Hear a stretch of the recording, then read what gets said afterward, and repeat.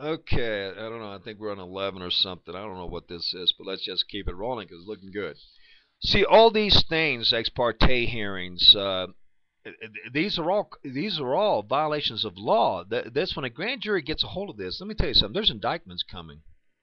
The fraudulent criminal arrest warrants, complaints that were filed by Cantrell. See, your mother's going to be tied to all of that because how do I know that? Because Cantrell and Williamson are going to make sure because they need a sacrifice because they're going to save their ass. Do you think that Cantrell and Williamson are going to come and say, "Oh, look, we did this on our own. She had nothing to do with it. It was just, it was us. She was innocent." You think that's going to happen? Hell no. Hell's going to happen. They're going to put her right in because, as far as I'm concerned, she's right in it. She took part in all of this, and it's gone before a grand jury. She wants to save her butt. She needs to talk to me. I'll tell her exactly how she's going to save her butt. She's going to follow it to a T, 100%. If not, it's all right. Grand jury will take care of that. I am not playing games. I would have done this a while back, but like I said, I ran out of money. Anyway, let's keep going. Let's keep going. Now, let's talk about the initial separation or the of the divorce. But this the initial separation. Okay. Uh, this was when we lived up there in Owen Park at the second house, the blue house, not your grandpa's house. Okay. And we lived up at that house. And I had gone to St. Louis for a job that was easily 100,000 a year to me. Lost it because of my Christianity and a story. Came back. We lost the house. And your mother and I, we had made some decisions. I was going to try to not try, but go and get me a regular job, stop working from home, you know, until we got the family and all that back organized. We were going to move into an apartment, is what we were looking at. But then your aunt Eileen called your grandfather up upon and told him about our situation. We didn't go to him. We didn't want to go to him. That includes me and your mother because we knew that they are not unconditional givers. We knew there would be strings attached in every way, shape, or form. So, so we weren't planning on going to him, but your aunt called him up, told him what had happened, etc. And at that time, your grandfather was selling the house. They had just moved over to the condominium, and she had said to him, your aunt had said to him, "Well, you should give them the house. James, somebody sold the kids should come live there, and all this kind of stuff. Da da da da da da." Okay, until James gets back on his feet and all that kind of stuff. Well, you know, I don't disagree with that. But you know what? Your mother and I had talked about going to talk to him. We said, nope, don't want to do it. Don't want to do it. Don't want a damn thing. But the situation with your aunt changed that. And so we talked to him, and he said, yeah, we're discussing it here, with Mina and all that. And he said, come over the next day. We'll see what happens. Well, I'll tell you what. Your mother and I were not pleased about going over there. We were not pleased about what your aunt had done. We didn't ask her to do it. We didn't need her to do it. We were going to be fine. We were going to make it.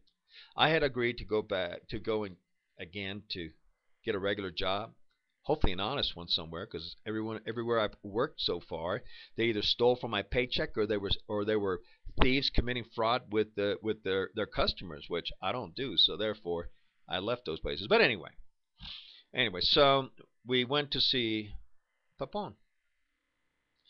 Boy, I'll never forget that one. And so what happened? Well, come on in, come on down, got something for you. Okay, so we come into their condominium. We're sitting there, torched, looking out of the window, the balcony, looking out that way. They're sitting, looking in towards the front door. And then your grandfather starts. Well, what happened this time? What happened this time? So told him what happened in relation to going to St. Louis and et cetera, et cetera. Oh, you always have an excuse. You're always the victim. What are you talking about? Told you exactly what happened. What do you want? Well, what about the other job when you worked at selling mobile homes? Easily. They were defrauding the consumer. They were stealing in the contracts. I caught them. I wouldn't do it. Ended up going to the state attorney general and so on. Major case. I don't work for people who commit fraud. Oh, there you go again. It's always you're the victim. I said, I'm not the victim. The victim were all the people that were buying these mobile homes that are getting ripped off. They're the victims. I wasn't going to work. I ended up suing that company, got $10,000. Hired an attorney and all that kind of stuff. Okay. Well, what happened at the auto dealers as you were working? Well, over there, I caught them ripping me off of my paychecks. Sued them also, and I won in court. Beat their ass. They had to pay me and pay me more. You're always got excuses. It's not excuses. What happened? I won in court. What do you want? I said, I don't work for crooks. I don't work for people that go into my paycheck and steal. Do you? You always got something. You always got. Well, what happened to the other dealer? Same thing. Caught them going into my paycheck. Ended up suing them too. Ended up getting my money. Oh, yeah. I said, well, George, I don't know about you. I don't work for thieves. It's that simple. I'm not going to commit thievery that way in any way, shape, or form. So, what's new? Well, we've been talking here, and prior to this, like I said, your mother and I we were not separating. We were going to make it happen. We were going to make the marriage work. Even with all her problems of frigidity and not being able to be touched, somehow we're just going to make it work. I definitely didn't want the divorce. I fought the divorce from day one all the way to the end.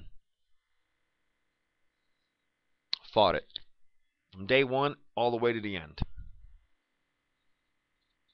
Why? Because it's an abomination. If I didn't fight that divorce, then I would have to answer before Yeshua as to why I didn't fight. See? I don't have to answer to that. I fought it. And I got clean hands. Okay, that's a doctrine of clean hands. That means everything that was done in court, etc., was clean. Your mother, what has she got? Filthy hands full of donkey dung that she'll have to answer for. That is a biblical truth. Now, so then your grandfather says, well, we've been thinking about what we're going to do. What I decided here is that, yeah, we're going to go ahead and allow Mighty Soul to get the house. We're not going to sell it. We're going to take it off the market. As soon as he said that, I already knew where it was going. I knew exactly what that bastard was going to say. Because, see, from day one, the day that he told you not to call me Papa, and the day he poisoned you and all the crap that your mother and I went through with all the filth and all the continuous attacks from them through the years against our marriage, just like Ricky had, just like Gongi had, just like Titi Eileen had, with them trying to destroy all their marriages. That's a fact. That's a truth. That's why Ricky excommunicated them for a number of years. He wouldn't talk to them. He wouldn't do anything because he saw what they were doing. He wasn't going to allow it. He stopped it. He cut them off 100%. I tried to get your mother to do that. She wouldn't leave your father. Her father. She wouldn't leave her father. We're going to go into that. She wouldn't leave her father, who I consider husband to her today. And I'm going to go into that in more detail. So, it's getting ready to end here, so I don't want to psyche go into the thing as to what happened right after that. Then I made some comments. He made some comments. Okay, we're going to go into the next one, and that's where I'll cover it because we're too close to the end. So hang on tight. It's getting good, don't you think? This is truth.